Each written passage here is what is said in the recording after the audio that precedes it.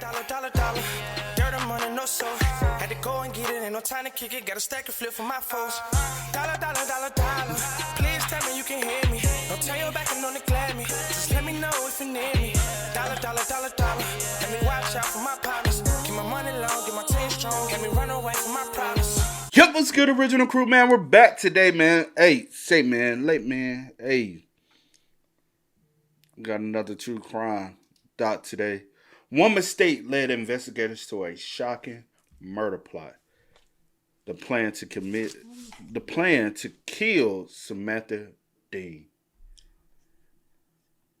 To kill? Okay. Maybe it didn't go through. That's what I'm hoping. Plot is a plot and then a plan. Okay, let's just get into it, Chad. But it's better than the murder of, you know what I'm saying? Yeah. Hey, make sure you check out the links in the description box. Down below. You already know where to go. If you want to first support, all you got to do is check out down below. Also, if you enjoyed today's visuals. Like it with a thumbs up. With that being said, you ready? I'm ready. All right, let's get into it, y'all. Let's check it out. Let's see what it's about, man. Let's get it. Let's go. Samantha Dean was 20. Oh, sorry. I forgot to turn the volume down. Samantha Dean was 26 weeks pregnant when she was found murdered in the vacant parking lot of an empty shopping center in Bastrop, Texas. The cancer survivor had made it her life's work to support the victims. Cancer survivor, and she was, 26 weeks pregnant? 26 weeks pregnant. Damn. Okay, well, I thought this was, okay. When she was found murdered in the vacant parking lot of an empty shopping center in Bastrop, Texas. The cancer survivor had made it her life's work to support the victims of violent crime. That is, before she too became a victim. The circumstances surrounding her murder were bizarre. A staged scene, messages luring her to the location from an unknown sender. The vehicle she was found in was missing seats. But her killers had made one significant mistake. They left behind a key piece of evidence, one that would allow investigators to unravel an intricate plan and uncover each person involved, one by one. Wow. Hi there, I'm Kevin, and welcome to Just Thought Lounge. Today's case is as devastating as it is complicated. The victim, Samantha Dean, was widely adored by everyone who knew her, and she perished alongside a daughter whose birth she eagerly awaited. The story of Sam's murder is one of conspiracy, loyalty amongst brothers, and ultimately of betrayal.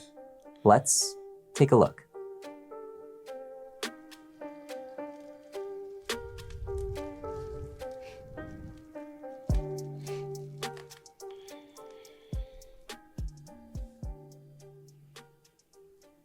Around 2 a.m. on February 4th, 2015, a police officer was patrolling businesses in Bastrop, Texas. The officer pulled into the parking lot of an unoccupied shopping center. Once there, he noticed a car parked towards the back of the otherwise empty lot. Driving closer to the car, he spotted the body of a woman. She was only partially inside the car. The woman was clearly deceased and displayed a severe head injury. The victim was later identified as 29-year-old Samantha Dean. Her autopsy would reveal 3 gunshot wounds to the head. Wow. She had been 7 months pregnant. The vehicle, a black Dodge Charger, was registered to Samantha. Officers found its backseat removed and placed outside nearby. It was clear that Sam had been shot while seated in the vehicle, yet there were no shell casings located at the scene. Inside the car, police found 2 cell phones. One was Samantha's. It was not clear who the owner was of the second device. On a seat near to Sam was a grocery bag full of marijuana. At first glance, the scene seemed to tell the story of a drug deal gone wrong. However, there was also evidence inconsistent with this scenario. The bag of drugs had been left behind, as well as some cash. Perhaps most revealing was the state of the white grocery bag, which contained the marijuana. It had no blood on it, suggesting that it had actually been placed inside the car after the shooting. Bastrop County investigators suspected they were dealing with a staged murder scene.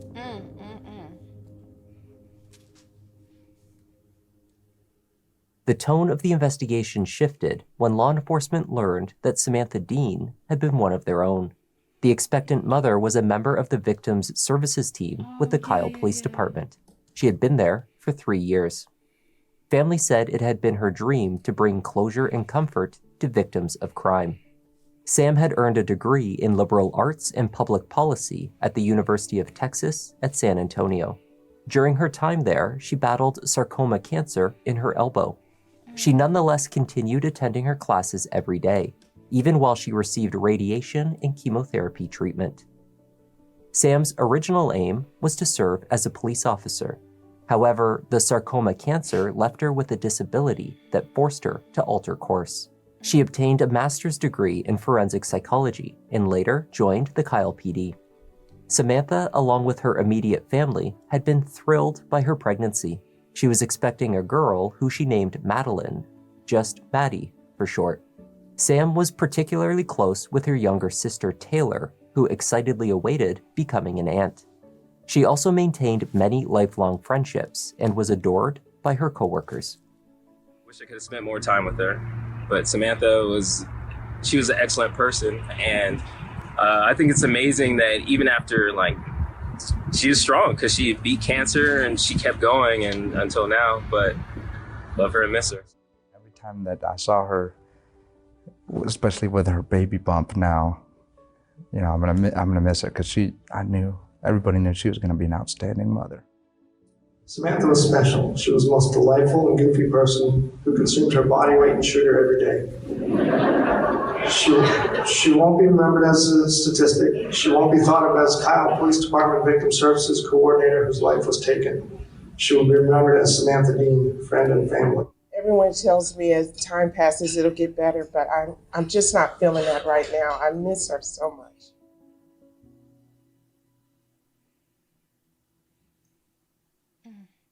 The father of Samantha's daughter was quickly identified, 32-year-old Austin police officer Vontre Clark. The two had been involved in an on-again, off-again romance for 7 years. On the evening of the day Sam was found, he was invited to speak with the Bastrop County Sheriff's investigator. Mr. Clark, like I said, first and foremost, my condolences. I know you told me a little bit on the phone that, and we'll clarify exactly what relationship y'all had or didn't have, but regardless of the fact, you told me something critical on the phone, and that was that, she was carrying your baby. So my condolences, but I'm very grateful you're here so that way we can figure out, one, I get to know her a little bit more, know more about her life, and hopefully find out what happened to her. So with that said, tell me, how long have you known her? I've known Sam for 6 years, maybe 7 years. Vontre and Sam had first met and began seeing each other when they were both temporarily employed at a pharmaceutical company called PPD Development. They had reconnected when their careers, now both in law enforcement, had again converged a few years later. Vontre told the investigator that the relationship was not one of love and commitment. He viewed it as purely physical and had kept their affair a secret from his longtime partner, a woman named Laura Tootin. Vontre and Laura were raising 2 boys together. I guess when you started back with it, or when you started with AP. They get a motive, right? Yeah. Yeah. I mean, This is not your girlfriend. You already got a partner that you got 2 kids with. Now you done messed up cheating outside of your relationship with Samantha, somebody that you already. Because I wonder what kind of relationship that y'all had previously before. Did y'all have like a friendship, or was she you knew she had a crush on you? Like, what was kind of the interaction prior to y'all working together, right? Mm-hmm. And then, excuse me, y'all. And then now you have her pregnant. How can I get rid of you and this child and keep it a secret away from Because I don't want to leave the girl I'm with that I already got a family with, you know? That's your fault. You shouldn't have been stepping outside, though. Deal with it. Be on man time. You said y'all kind of picked that back up. Did it cause, I know these are uncomfortable questions, did it cause any friction with your current relationship, or did you just keep that secret to yourself? I just kept it to myself. Yes. When did Samantha get pregnant, or when did she tell you she was pregnant? Sam told me she was pregnant Saturday morning. I want to say early August. Early August. I believe so. Are you in a relationship right now? Or you were in a relationship then in August as well? I'm sorry? In August, when she told you that you're in a relationship, what did that cause you any stressors, or? I haven't even said anything. On the night that Sam was killed, Vontre told the investigator that he had made dinner for his family. They were finished by 8:30. And then at about 9:30, I left. I went to the school. We have a school right across the street. Mm-hmm. Actually, I live right across the street from Sam. I don't know if you know that. Okay. We live fairly close together. Okay. Right there. So I left because in my current relationship, we're going through problems. So I left and just stayed out for a while, and I just chilled in my car, walked around for a little bit, and I ended up going to the police station. Vontre said he was home by midnight.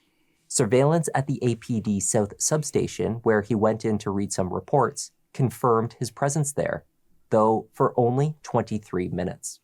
Cameras capturing portions of the primary school, however, did not show him near the building in the hours previous, as he had stated. Laura confirmed that he was out of the house for that period of time. She also told police that she had noticed something odd. Vontre had left his cell phone at home. Oh. Anything else? Can you think of anything else that you want to tell me that might help me? Or the only thing, there's nothing that I know about Sam that I can think of that would help. Mm-hmm. But when I was talking to Stephanie earlier today, she mentioned some things about Sam called the police on someone, I guess a neighbor or something. Stephanie Burgess. It's Sam's best friend. Why would you? Vontre was placed on restrictive duty by the APD, and an internal... Now I need to give y'all a name so I can lead y'all into a different direction, because now I'm looking suspicious. But you have the best motive to want to get rid of her. I ain't ruling nobody out. So your motive would be to, again, continue, because I forgot who he said her name was. Laura. That's his girl? Lauren, something like that, yeah. He didn't tell his girl about the pregnancy. Right. All the way up to Samantha, 7 months. She's 7 months. She 2 months. You know 2 months from now, she's due. And you stay right across the street from her, which is too close in proximity. Mm-hmm. 9 times out of 10, Sam gonna want you to be in this part of this child's life, right? Which gonna ruin what you got going on with your girl, and you already got 2 other kids. You gonna have to be away. You gonna have to be involved. If you plan to be involved, you gonna have to be involved. You weird as hell for going to the police precinct because you're trying to build up an alibi. Mm-hmm. Because you know that you didn't. You over here touching me, making me push the other stuff. You made me push the buttons.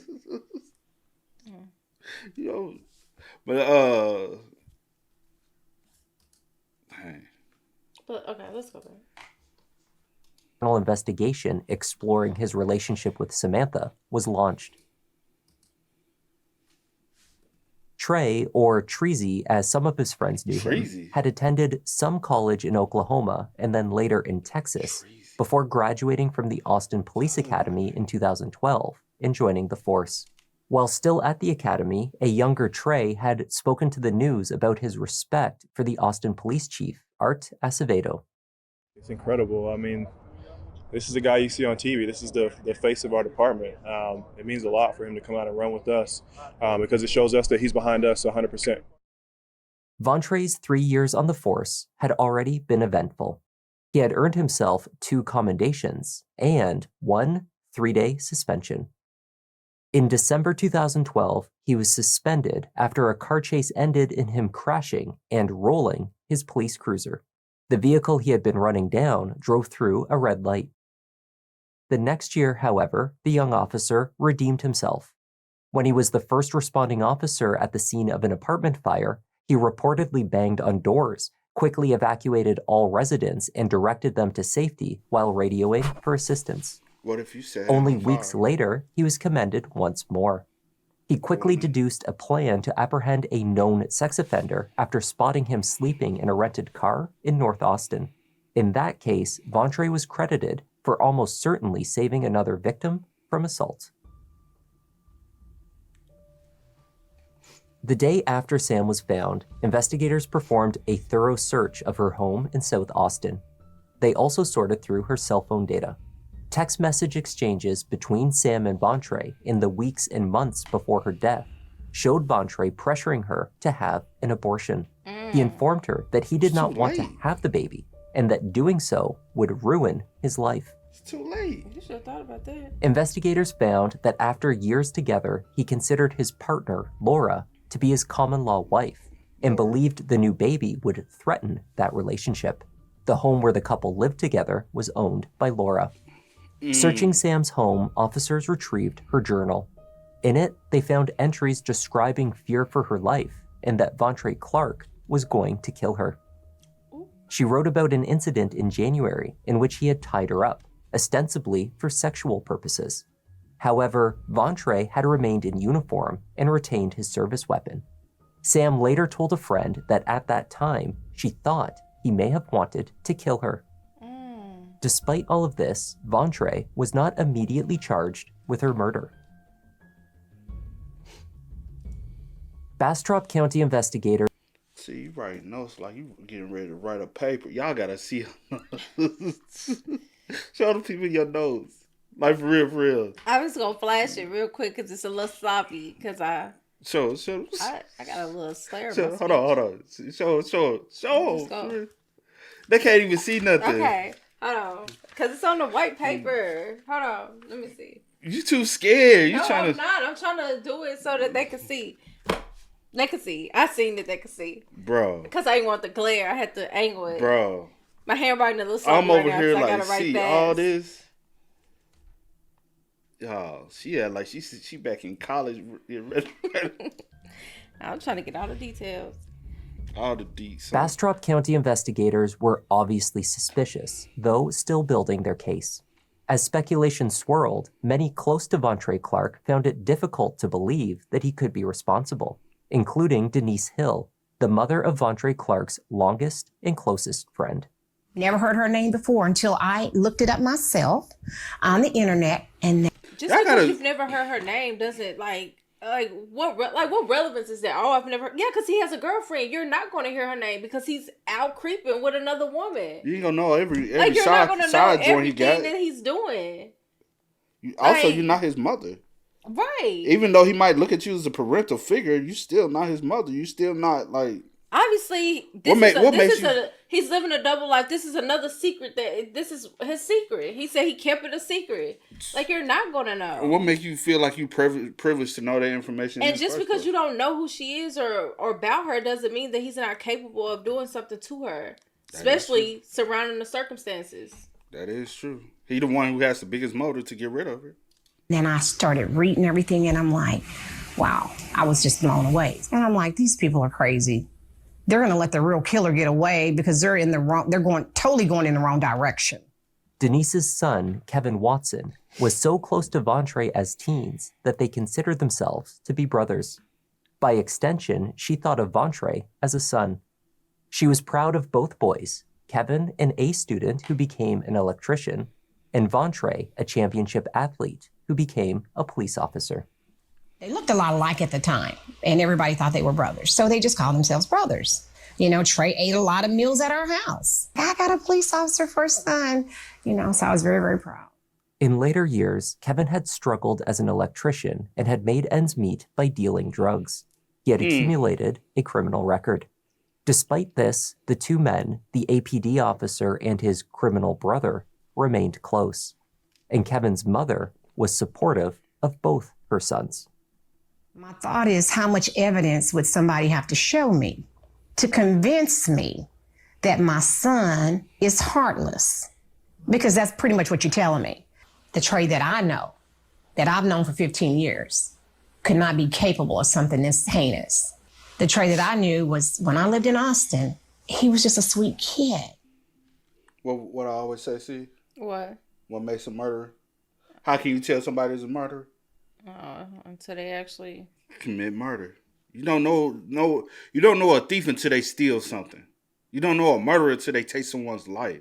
You don't know what anyone's capable of doing until they do it. And you're like, oh shit, I never thought you would be, but okay. Anybody's capable of doing anything. And I get it. It's definitely like someone that you've watched grow up from however young. And you look at it as a child of your own. Looked at, or just, any situation. I get it that it's hard to wrap your head around seeing them in that light or or just like trying to picture them doing something like that. It's hard. Mm-hmm. Like, I wouldn't be able to, you know what I'm saying? Especially someone that I know or that I'm close to. I feel like I never imagined them doing something like that. But never rule anybody out of what they possibly could be able to do. Because you just never know. On February 8th, 5 days after Sam was found, a friend and coworker of hers received a threatening text message that referenced her murder. It read, "I fucking got her. I'm going to get him, then I am coming for you. What? I will show you what a crisis is." Huh? Could this have been sent by her killer? At face value, the message suggested a different line of inquiry for the investigation. One that focused on the threat posed by the person that Vontre claimed Sam had called the police on weeks earlier, and not on him, the father of her unborn child. Because if I am a cop and I do something, I would try to do that. Especially if I know y'all are onto me. I need to throw the trail and the trace off of me as much as possible. So I'm gonna try to find a burner phone, reach out to you, reach out to somebody, and I don't know. I could be wrong. Samantha lived in South Austin, just north of Kyle, where she worked. It was unclear what had brought her to Bastrop, roughly 30 miles east, on the night she was killed. Sam's cell phone, which had been retrieved from her Dodge Charger, had traveled to William Cannon Drive, where surveillance footage from a convenience store showed her entering at 9:37 p.m. On the footage, she was not seen using her phone, yet its activity indicated that someone else was using it to make a call during that time. The number it was connected with had exchanged several messages with Sam's phone that night. The messages instructed Sam to get $120 and arranged a meeting at the shopping center in Bastrop. Sam was captured using the ATM at the convenience store to withdraw $100. Then her phone traveled east to Bastrop. The phone number that Sam had been texting with, beginning at just after 9:30 p.m. on the night she was killed, had only been activated earlier that day. It was a prepaid burner phone. The device had been used to contact two different phones that night. Those two calls were to Sam and a second burner phone. Investigators tracked its purchase to a Walmart in Stafford, where security footage captured a man in a red hoodie entering the store. The man was recorded talking on a cell phone the entire time he was in the store, buying another cell phone, then walking out to a white Toyota and driving off. The license plate number for the Toyota could be seen on the footage, and the police learned that the car was registered to a woman named Kyla Fisk. Kyla was the common-law wife of the man that Vontre had considered his brother since childhood, Kevin Watson. It did not take long for investigators to verify that the man in the red hoodie was Vontre's closest friend.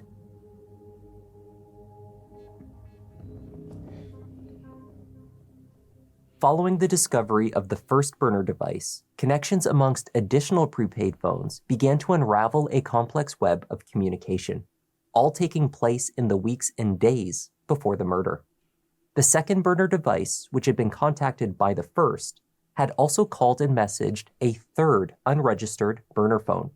It had also connected with Kyla Fisk's personal cell phone. Mm. It was one of the 3 burners that had been found by police left behind in Sam's car. Mm. Every number contacted by these 3 devices was now of interest to investigators as they began to uncover what was proving to be an elaborate conspiracy. Around the time of Sam's death, her phone, as well as all 3 of the identified burner phones, were in use, bouncing off of a tower near to the empty shopping center. Following the night of the murder, none of these devices were used again. Kyla Fisk was brought in for questioning. It seems that one of the burner phones purchased by her husband had dialed not only her, but also Vontre Clark before its number had been changed, perhaps in an attempt to hide the mistake of placing calls to personal, registered cell phones. But Kyla told investigators that she did not even know Vontre Clark. Bitch, we already know you lying. Ain't no way in hell him and Kevin are best friends, but you don't know Trey. Yeah, if you don't, then that's weird. If he's never brought you around, then I think that's weird. Hold on. Especially if that's hold like on. your main. I'm finna get to a point where we know for a fact she lying. Do Kevin mama know you? If Kevin mama know you, Trey know you. Cause the way she talk highly of Trey, you was around. We'll see. Why is it so? We'll see. It's 2015 It's 2015. I just looked. But why 20? I saw a thing the other day and it said videos from 09 starting to look like videos from the 80s. Oh, Bruh, because it's the constant evolution of quality of other things. Why are you sipping off camera like this? The evolution of quality. So in case I wasted. It makes other things look old and outdated. We'd like to ask you about this other number that was called. Another person was called on that phone before that phone apparently changed numbers or something.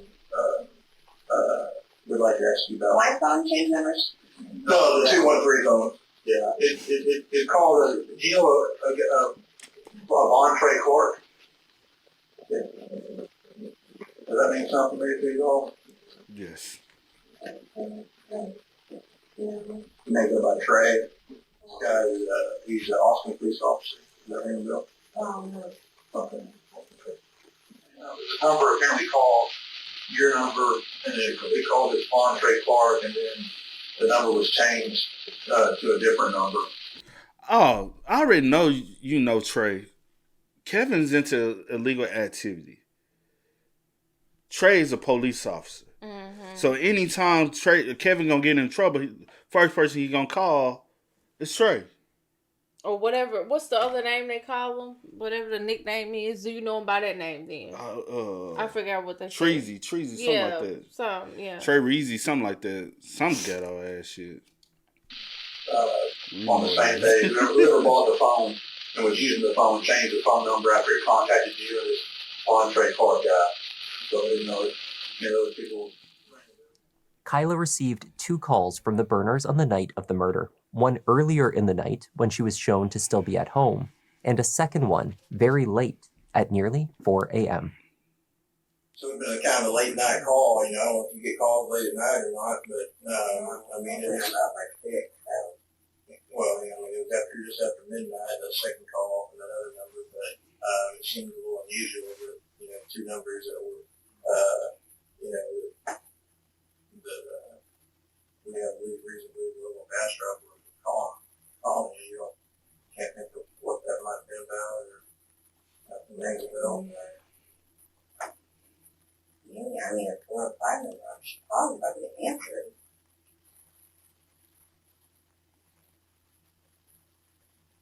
Yeah, it appears you answered the call. Does anybody else use your phone? I guess we haven't asked you that.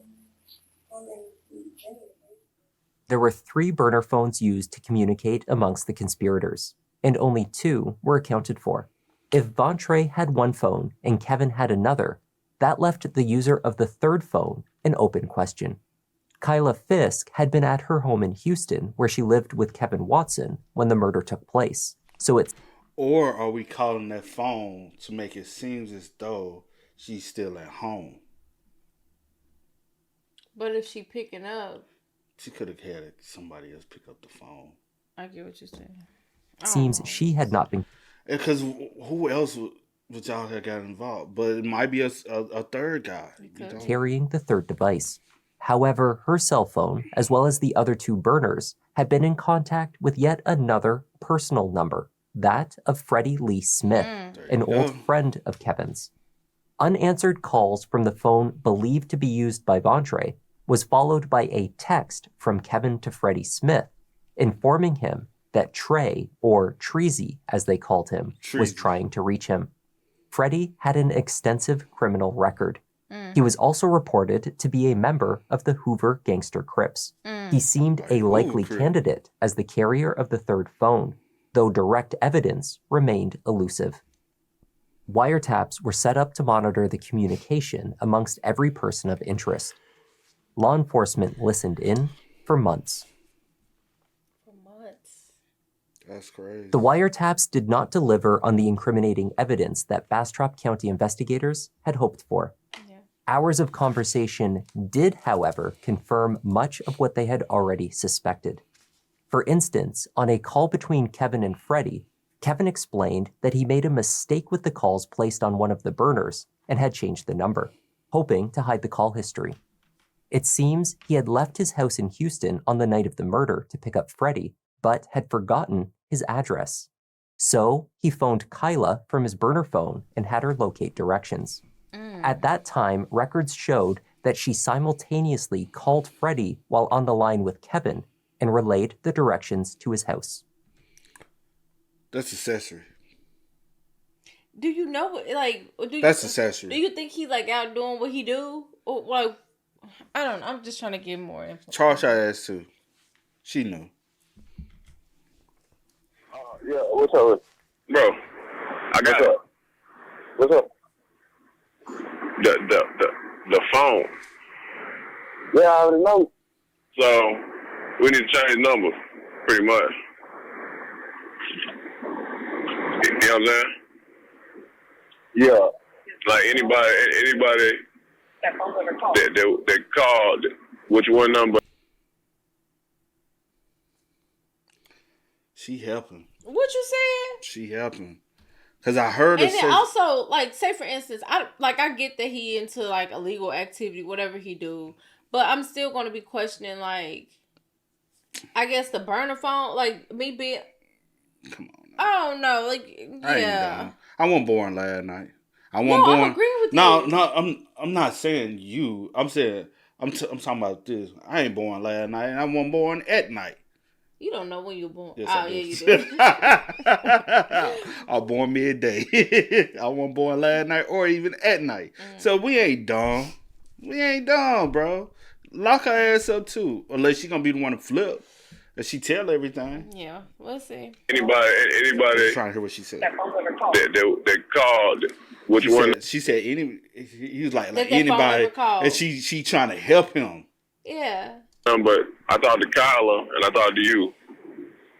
Yeah. All for that? Yeah, you remember? Because I was looking for your house. Fuck. In July 2015, county investigators finally got their big break in the case.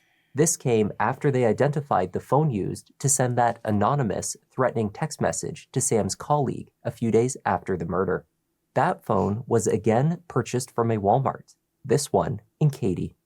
Surveillance footage showed two men entering the store, purchasing the phone, walking out to a car, and driving off. The license plate number, again, linked back to a friend of Kevin Watson, this time a man named Aaron Williams. The two had purchased the phone together. Investigators charged Aaron with retaliation for sending that text. While in Bastrop County custody, they pressured him to talk.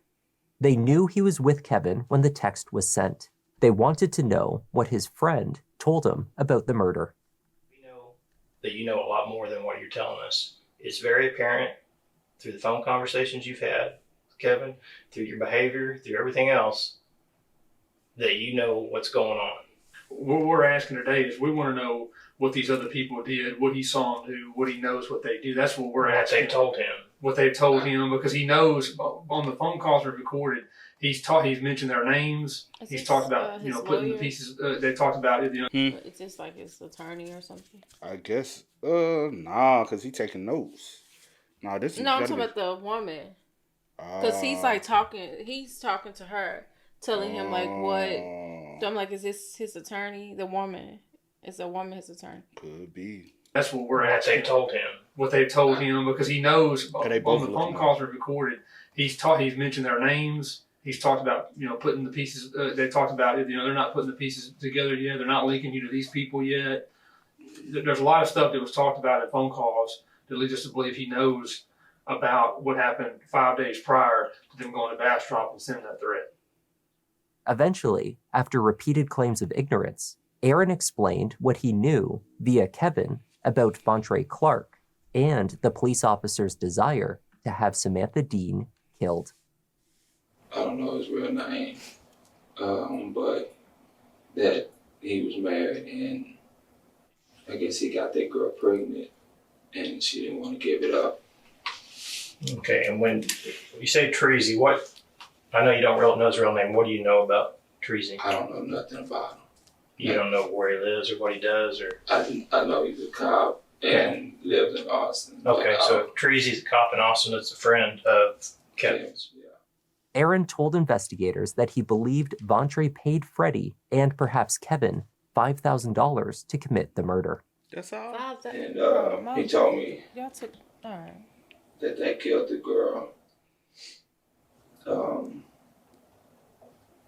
I don't know. Did he tell you who actually pulled the trigger? No, he didn't tell me who. You just said they? Yeah, they went out there and they went out there to kill that girl.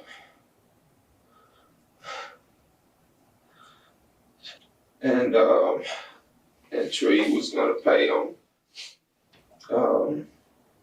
some money to do it. I don't know if he did or not. Did he say how much he was going to pay him? I think $5,000 a piece or all together? I don't know. Yeah. I don't know. And that's what he told me. So they just basically told you that they just went out there. They went out there and killed her. Yeah. They being Kevin and Freddie. Yeah. He vaguely recalled Kevin mentioning how they staged the scene to appear as a drug deal. He also added that the group panicked when they That's why they had to get her on cameras, picking up, getting some money, pulling some money out of ATM. Because that amount of money will equate. But who did she think she was getting the money? That's when, because she's pregnant, so you got buying drugs for yourself. But that's right? what I'm hoping that comes out, because I'm like, in her mind, what is she getting the money for? Even though they tried to make it look like a drug deal, what was her intentions of getting that money? Like, did Trey text you like, hey, I need the... But also, Trey is not in communication with her, because that was still he ain't trying to be known that he's communicating with her. So no, I doubt he's texting her, because he got the alibi going to the. So the burner? No, nothing. Nah, I wouldn't think he'll even with the burner. I mean, well, who? I mean, somebody did to even prompt her to even. I'm saying that's why I hope comes out. Okay. realized that an item had been left behind at the scene, either a phone or the gun, he said. Aaron was left with the impression that the murder had been planned for some time. The gun? I would guess it would be planned out for a while. What would make you think that? I mean, I don't know how far along she was. Well, he told me she was close to giving birth. So, I mean, he told me that, like, that Teresa was like, he didn't want the baby, and I didn't know how far along she was. But he told me he kept trying to tell her not to have it. He must have went and asked him prior before to help him with the murder. He probably said, "Nah, I ain't killing no pregnant woman." Some people they're like, I got morals behind this. Yeah. But he probably did. If he's reaching out to him, help him with that, he probably did reach out to him, help him with the murder. He was like, "Nah, I can't do that." All right. And I guess she didn't want to listen or didn't want to get rid of it. He told me that that the girl said she was gonna ruin his life and stuff like that. But I never knew how far off she was, so I never knew how far back if he was planning or doing anything like that. Following Aaron's arrest and cooperation with police, the writing was on the wall for Vontre Clark. That same month, he was summoned by Austin police to meet with the Internal Affairs regarding their investigation. He had refused to show up. APD Chief Art Acevedo, whom Vontre had praised only a few years earlier, held a press conference announcing his termination from the force due to his proven criminal associations and insubordination. The former officer was unable to follow the order to attend the Internal Affairs meeting because he had fled the country. The country? How the fuck y'all even let him? My bad.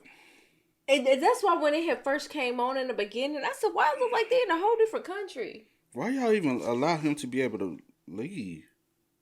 His passport, everything should have been on. Well, I guess they needed on more. flag. They needed a little bit. But why he's on investigation as a police officer? My thing was you're not. I would have automatically said you're not able to leave the country, leave the state, all this stuff. So that can already be known, and you will be in the system to be flagged if you try to board anything. But also that doesn't negate the fact that he can. Because months has already went by, right? Yeah. That doesn't negate the fact that possibility he can get a fake ID and fake passport. Yeah, true. So they doing all this other stuff, true. And you are attached to the criminal world through Kevin, so ain't no telling. Actually, earlier this week, the department learned that he had left the country. He is last known to have arrived in Jakarta, Indonesia, the city of Jakarta, Indonesia. It's a city of probably about 10 million people. It is a city in a country, or a city in a country that does not have an extradition treaty with the United States. That's why I was just about to look it up and say, in my head, I was like, to go there, I was like, yeah. He's trying to lay low. I'm sure Mr. Clark will find this press conference. I have a message to you. If you have any dignity, if you have any semblance of humanity left in you, Mr. Clark, get back on that plane and come back here to Austin. If you're innocent, prove it. Come over here and face the music. An arrest warrant for Vontre was issued days later, though it could not be acted upon without the coordination and consent of the Indonesian authorities. The FBI began the slow process of negotiating to have Vontre extradited to the United States. I'm looking forward to the day that the Dean family gets justice. And I can tell you that I hope that that justice comes quickly because what happened to that beautiful woman and her baby, there's no excuse for it. It's despicable. Further arrests were made in an attempt to strengthen the case. Kevin Watson was brought into custody on drug charges. He always looked different. Every picture, he looks different, bro. Swole head. The other photo he used earlier, he looked way more light skinned. I was like, he so light I guess skinned, the lightning and stuff and but the quality. It's just he always looks different. Maybe the time of month, probably got a little tan. Or and then if he also he's putting on weight, he's don't have as much weight on, and I guess the beard make him. He look like honestly he'll be one of those who can play Houdini out here. Like, where you go? I don't know. While a capital murder indictment was sought. Despite the best efforts of investigators, Kyla Fisk continued to claim ignorance. Our case on Kevin is made. I mean, you can ask me some questions if you like about that. I'll try to answer what I can. If you're doubting that. You're saying phones that we used in something like this. Yes. They contacted the victim. How's she playing the crime that night to arrange a meeting at the murder scene with very specifics about where to meet. I need to know how they lure her out there though. There's just no question in that, and we know he had the phone. There's still other information out there that could be valuable in this. This is just not that person. This is not that person. I don't believe, like I read. One of the issues, girl, we got you on the with Kyla's claimed ignorance was that it was contradicted by the assistance she had offered Kevin after the fact, such as lying to police during her first interview. Then later, during a recorded jailhouse visit, Kevin asked her to dispose of some stained clothing he had worn to what he called an electrical job a few months earlier. He was referencing the red hoodie and gray sweatpants that he was known to be wearing on the day of the murder.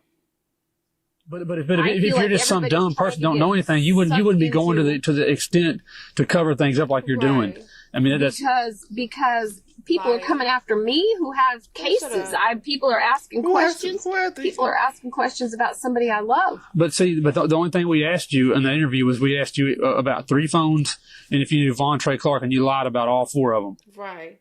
Well, it sounded like when y'all talked from the jail, and he talked about this electrician job he did 3 months ago, and told you to get rid of that stained hoodie and sweatpants. Sound like you knew exactly what he was talking about on that phone call. Got rid of it. Yeah, so you already got rid of it. Don't worry about it. I did. I got rid of all his shit out of there. What'd you do with it? It's gone. Where? Did she laugh? That's what I'm talking about, Kyle.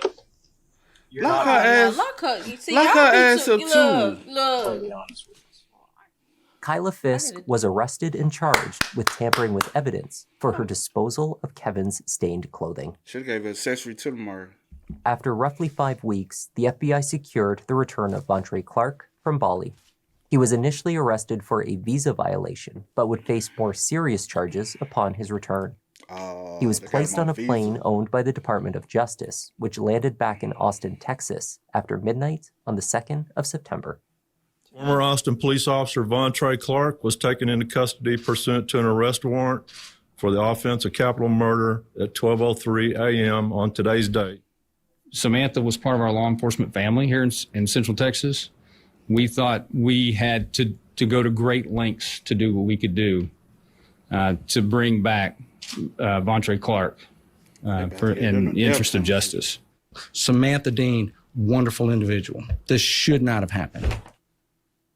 Indictments for Vontre Clark and Kevin Watson were obtained before the case against Freddie Smith was made. It was still unclear what role each of the 3 men had played in the murder. The state's announcement that they intended to seek the death penalty increased the stakes further. Whoever spoke up first and offered a credible and consistent story could make a deal to testify against the other co-conspirators and perhaps save their life. You talking? If I had, I hate the hypotheticals because I can never picture myself No, it's just hypothetical. If I'm any of them, Kevin, Freddie. I wouldn't give them. I wouldn't even allow them to. Whoever talk first. No, y'all all going down. No, so. But I get it. I know. You don't have to explain. No. I'm finna just say this. It's Texas. We all know Texas pushed for the death penalty on a capital murder off rip. Okay, well y'all took somebody's life. You rather get death or you rather just have life? Y'all took somebody's life. Y'all took 2 people's life actually. 2. Even though this baby, 2. She was pregnant. She was 7 months pregnant. 7 months. Technically, she could have went into labor, and the baby could have been just a preemie. But since you asked the question, I mean, say for instance, I know, even though I still did what I did, because you still involved. You still whoever pulled the trigger, you still just as guilty. It doesn't matter. But you feel like though you have the least involvement, right? Yeah. Then I guess so. Yeah. So to be honest, what's her name? Kyla. She should have been the main one to talk. Cause you want me with her just being a tampering evidence, or I think she conspired to commit murder too, though. I really feel like she conspired with them. Yeah, I think she helped. I think she helped from the beginning and after the fact. Yeah, so when it come at the person I love, you love him so much, you willing to do whatever for him. Yup. You knew everything. I think she knew before they even carried it out. You knew everything. Both the brothers eventually came forward. In lengthy debriefs with state prosecutors, each man offered their version of events, hoping for a deal. To everyone's surprise, Vontre began by proclaiming his innocence and making unsupported allegations about Sam's actions and how she got pregnant. Tell us what you want us to know. I did not kill Samantha Dean, and that's You're the one who came up with the whole plot. If anybody, you he should be. Hold on. You the brain and the mind behind the whole situation. Samantha would not be deceased if it wasn't for you in the fucking first place. You were the one who conspired to get Kevin involved. So bad. And Kevin got the other. No, you didn't pull the trigger. But the whole plot wouldn't have went down without you. Nobody has a motive to commit the murder beside you. Did I miss something? Do we know for sure if he did or not? Pulled the trigger? I said even if he didn't pull the trigger. I didn't hear that part. But okay. I said even if he didn't pull the trigger, she still would be alive if it wasn't for him. Nobody conspired to commit the murder besides you. You orchestrated the whole thing. Yeah, anyway. Kevin got Reggie involved. I think that's his name. His name is Freddie. Freddie. Damn, why go Reggie from Freddie? I don't fucking know. They ain't even. Their names is irrelevant. Criminal 1, Criminal 2, and Criminal 3. This is Criminal 1 right here. Criminal 2 got Criminal 3 involved because you got Criminal 2 involved. All right, make it make sense, but okay. So what that make Kyla?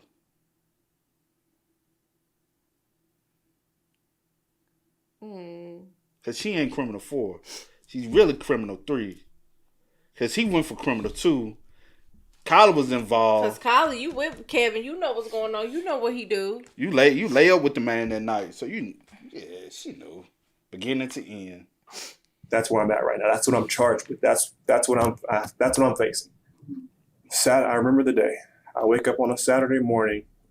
I guess it was September. To a text from Sam. And it says something like, I need to talk to you. Okay. Tell me, what do you need to talk to me about? I'm afraid to tell you. Just tell me. She tells me she's pregnant. No, actually, you guessed she was pregnant, right?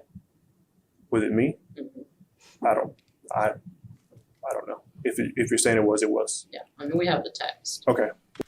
He tried to downplay it. Because don't forget, he does have a law enforcement background. He got a background in law enforcement. He's going to try to outsmart it the best way possible. But he knows if I say anything wrong and they correct it, they already got the evidence proof. Yeah. So I can't go tit for tat. He know what he can and can't do, but he's still trying to manipulate the situation. Well, so I guess she was pregnant. I don't want to have a child with her. I don't want to have that type of relationship with her. So shouldn't be trying to. I told her I'll come talk to her. And at that point, she tells me that how she got pregnant. She took the condom and she turned it inside out, and she used the condom to get pregnant. That's what set this whole thing off. That's when I said, I'm going to hurt this girl. Oh, wow. I ended up telling Kevin that I got this girl pregnant and I wasn't going to let her have this baby. And I was going to do something to her. At the time, I didn't know what. Oh, he a selfish motherfucker. He finna throw everything on Kevin. Essentially, I had planned to kill this girl. Yeah. Vontre described 2 previous incidents in which he had planned to kill Sam, but had been unable to go through with it. This included the incident she later recorded in her journal, in which he tied her up, pretending it was a game. He had handcuffed her in the back of a car and had planned to use a hose to link the exhaust into the vehicle and leave her there, but changed his mind. Eventually, Kevin offered to help, he said. He would recruit Freddie Smith to kill her. He had talked to Freddie, and that Freddie was willing to do it. And Freddie is Freddie who? Smith. He tells me, Kevin told me about the girl, and he says that if you want to get it done, I'll kill the girl for you. And he said, you pay me 15 racks is what he said. And I'll get this to go away for you, or get her to go away for you. Vontre denied accepting the arrangement, claiming that he knew he would be guilty of murder if he agreed. But he made it clear nonetheless that he still wanted Sam dead. So on February 3rd, when Kevin was with him in Austin and asked to be dropped off at Sam's house, Vontre agreed. The former police officer went on to outline a story that placed the blame for the murder on his longest and closest friend, who he said, with the help of Freddie Smith, took care of Sam for him. He watched as Kevin went to Sam's door and convinced her to leave with him in her car. When the Dodge Charger returned sometime later, it did not pull back into her driveway, but rather down the street. Kevin emerged from the back seat of the vehicle. Vontre said someone other than Sam had been driving. He assumed it was Freddie. Sam must have been dead by that time. Vontre had not seen what happened. That's where we get the how she get lured out. Yeah. If that's true.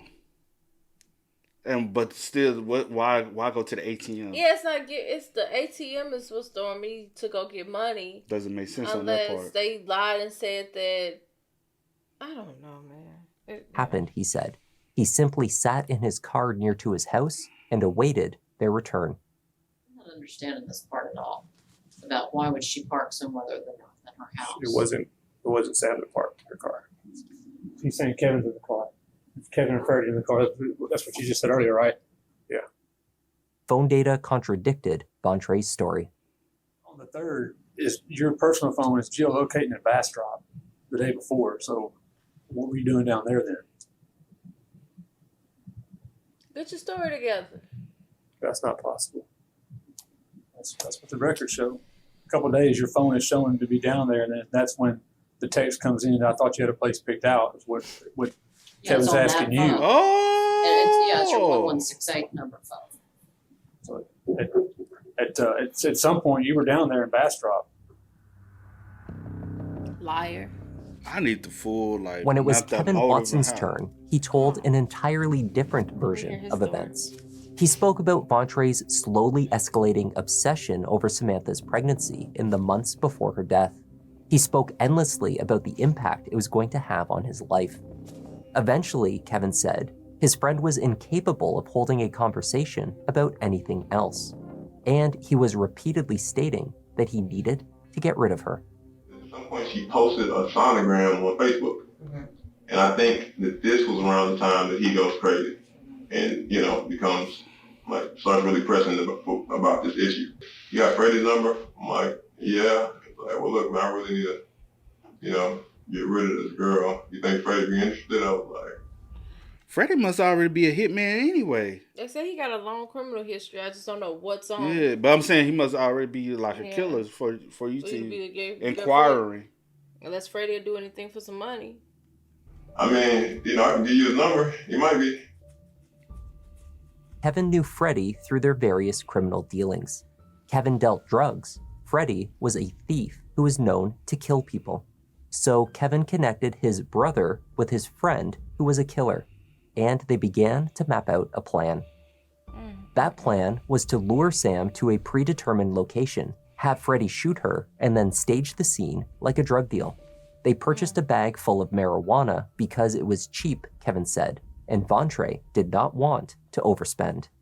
People usually don't get killed over a little amount of weed. He doesn't know that. He watches TV. Vontre had convinced Sam to meet with someone selling a new iPad for $120, texting her from a burner phone and directing her to the parking lot to make the purchase. That's sad. How did Trey convince her to leave that house with him, 7 months pregnant, at that time of night, and go out to Bastrop for... To buy a tablet? Yes, sir. I don't know. As far as I know, he was meeting us under the guise of buying a tablet. That's what I do know. Vontre drove with Sam to the shopping center. Once parked, Kevin dropped off Freddie armed with his .25 caliber pistol. Kevin then drove in circles around the local area until he received a call to return. What transpired next could be considered a comedy of errors if it wasn't so dark and tragic.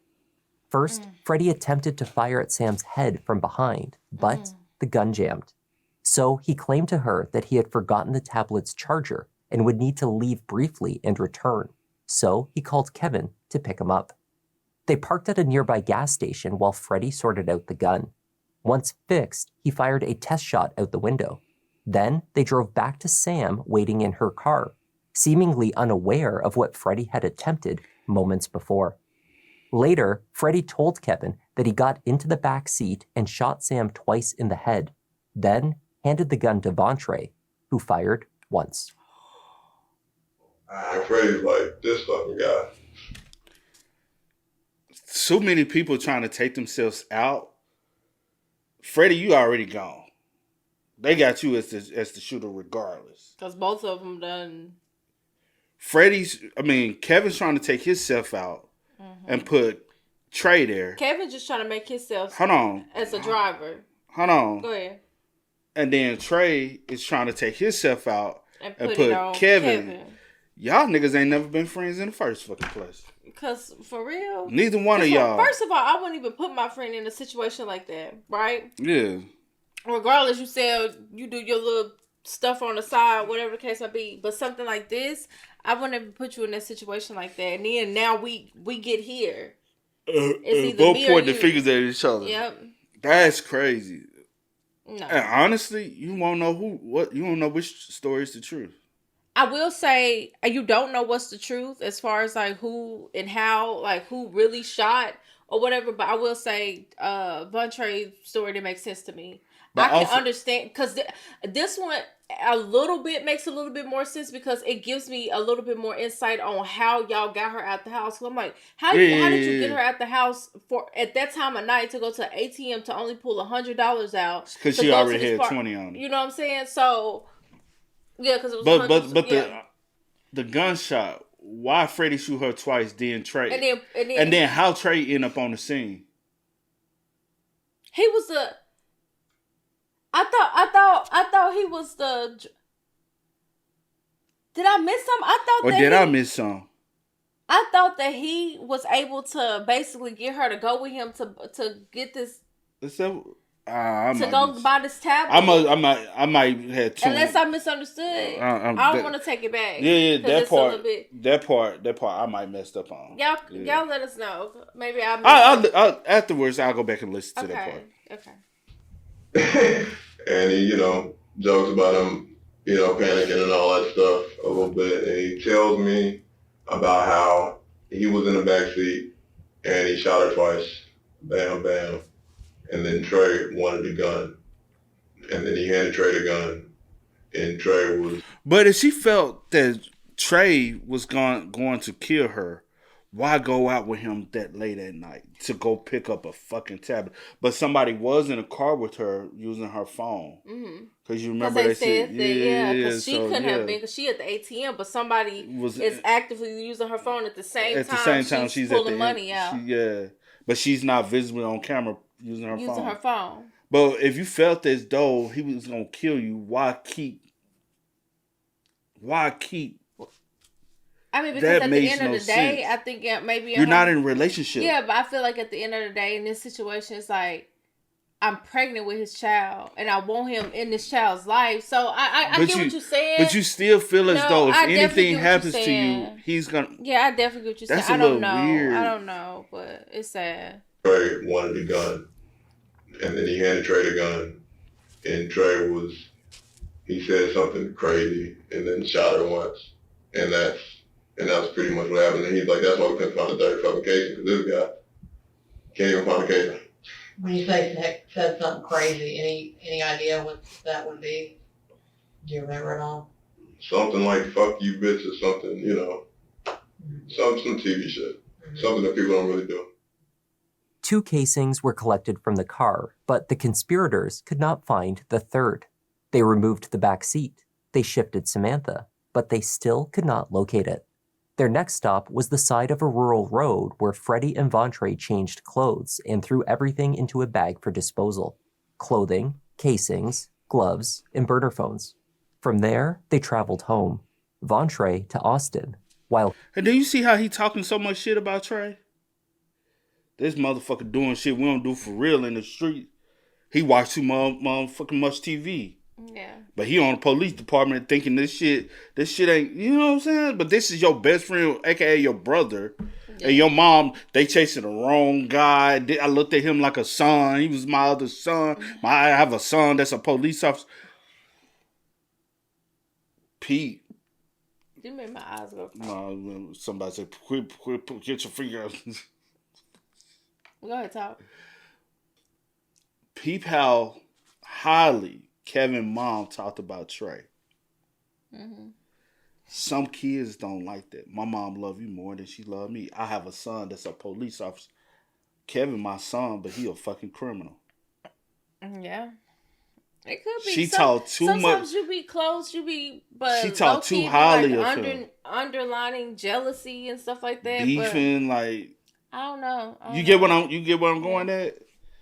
And they can drive a relationship like this. My friend, this ain't your son. Like I'm gonna this keep is my him close friend. in my pocket Because I need to use him. Because you do what you do. He on the force just in case I get in a little jam. I got somebody in my back pocket, but I don't know. Anyway, that's true though. But and why Kevin didn't flee with him? You said what? He can't flee. Kevin can't flee. He a fed. I mean, he got felony. He a criminal. He can't leave the country. So who fled with him? I don't know. Was it just him by himself? It was just him by himself. Oh, I thought they didn't catch Kevin or Freddie with him. Oh, okay, it was just him. Oh, okay. Yeah, they got criminal backgrounds. Yeah, they can't. Yeah. Well, Kevin made the 2-hour drive back to Houston. And let's go back to changing clothes. Right. Some point we got another case. Right. This is where we find. Okay. Wait for it. Wait for it. I'm sorry. So. Yeah, the clothes changed. So when he pops up the thing, he's like, "Oh fuck, vacation. What the fuck was vacation? That was in my pants. In your pants. Fucking moron." Right. That was not the end of the group's mishaps. When Kevin arrived in Houston, he had a message from Freddie. The gun was missing. They needed to return to Bastrop to look for it. Vontre was otherwise occupied, having driven straight to the APD station in an attempt to establish an alibi. So Kevin returned to his vehicle to make the drive back to Bastrop when he realized that he had locked his keys in the car. At about 4 a.m., he called Kyla searching for a spare set. She did not have one, so he broke the car's window and drove back to search for the gun. When he arrived in Bastrop, deputies were already at the scene. So Kevin drove back to Houston. That is when he discovered the gun still in the car. He had been driving for hours with the murder weapon wedged between the driver's seat and the front console. It had fallen from Vontre's waistband when they had driven from the scene. It's unclear when the group realized. Yeah, I ain't gonna hold you. Vontre was always. Bruh, y'all in this whole situation of a corny ass, wannabe ass nigga. What you said? Bruh, bruh. You got this girl pregnant. Stand up, be a man, and that's just that. Take care of your responsibility. And even when y'all committing the crime, he want to be. You took this girl whole life because you didn't want a baby that you laid down and made with her. So. What you saying sorry for? Because I'd be so irritated, bro. You good. Realized that a burner phone had actually been left behind. Oh, that from Trey. On the side of the damn, on the driver's side from when Trey was driving the car. Mm-hmm. It fell like right here. Oh, in your car? Right. So when we hopped out the car at Freddie's house, I looked down, I'm like, fucking gun right here. And you'd already gone to Bastrop? I'd already gone to Bastrop and came back. Freddie's making fun of Trey because he's the worst fucking criminal anybody's ever seen. It's pretty much what it amounts to. He's like, this guy, he's fucking jumpy, you know what the fuck he's doing. You know, he's just fucking scary. He's a really bad crook. You know, the reason why you're a cop and not a crook, because you're a really bad crook. You know, one of those things. Kevin Watson took county investigators through the movements and locations visited on the night of the murder. Oh, he snitches. They drove past the shopping center to the gas station where Freddie unjammed the gun and around the corner where he fired the test shot. We're sitting right here at this light. Yeah, that's what I was talking about, because it doesn't look like we're going anywhere. We're waiting to see if there's any cars, so we're taking a left. Shoes. Kevin's story was corroborated by the evidence. Vontre's version was not. Yeah. Kevin Watson pleaded guilty to capital murder as part of a plea deal that would make him eligible for parole after 35 years in prison. He agreed to testify against both Vontre and Freddie. He just needed an outdate. That's all. Yeah. He just wanted to see if there was a possibility. I don't know. In Texas, they got to do 85%. I don't know about 100%, but he just wanted a possible outdate. I would say his story does seem to be the. Honestly, also, what he just say? Trey a wannabe crook. Right. I am a crook. Nigga, I know the lie and tell the truth to make sure I can get my sentence. You know what I'm saying? But that's what a crook, a true crook, no. Tell the truth. You about to outsmart some stuff and no. Like tell the truth. If they wouldn't have worked with you, tell the truth. Shit, turn on them niggas. You know what I'm saying? That's what a real crook does. Armed with Kevin's testimony, the state pursued an indictment for capital murder against Freddie Smith. He maintained his innocence. Have you ever heard there's an old saying that 3 people can keep a secret as long as 2 of them are dead? Ooh. You ever heard that saying? I've heard it before. Okay. So we didn't just by accident show up 4.5 years after a murder and arrest you. 4.5 years later. We obviously received information from somebody. Damn. So you have an opportunity to talk about this today. And whatever information you receive is not, it can't be, if y'all are charging me for this, it can't be accurate because I had nothing to do with it. Even though Freddie Smith went to trial in June 2022 after years of delay due to the COVID pandemic. A search of Freddie's phone had resulted in the discovery of a 2013 photo of 2 .25 caliber pistols. A firearms forensic expert testified that the bullets recovered from Sam's body were all fired from the same weapon, and that one of the guns in the photo was the type of pistol that would have produced the rifling pattern found on the recovered bullets. Both Kevin Watson and his wife Kyla Fisk also testified. The charges against Kyla had been dismissed years earlier. Investigators believed she may have been exposed to more information than she had admitted, but that what she knew had been learned after the fact. She was not a co-conspirator in the murder. Freddie Smith was found guilty and sentenced to life in prison without the possibility of parole.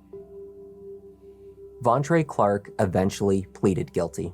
His legal team had been granted multiple extensions to prepare for a death penalty case and spent years exhausting all of his pretrial options. His publicly funded defense had cost the county hundreds of thousands of dollars. Ultimately, with his plea, Samantha Dean's family was spared another trial, and Vontre was spared the death penalty. He received a sentence of life without the possibility of parole. I really don't like the word closure, because closure to me means that everything has been taken care of and we would go back home and Sammy would be there and Maddie would be riding around on her bike, but that's not the case. What this is a resolution. We have resolved from what we started with 7.5 years ago. Jeez. That's a long time to work for justice. And that was the tragic case of Samantha Dean and her unborn daughter, Madeline. Thank you for joining me. Rest in peace to Samantha and her unborn child, Maddie. Maddie or Madeline. Or Madeline, yeah. So Freddie got life without parole. Yes. Vontre got life without parole. Yes. And Kevin got 35. Yes. Is it what, 35 to life?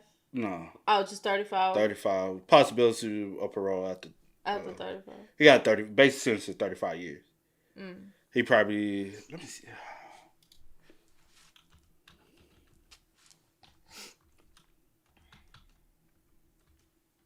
Let's see if they got 85. Refers to a method used to determine. Oh, dang it. I hate how you look up stuff.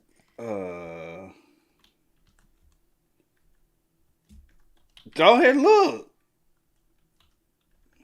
Percentage.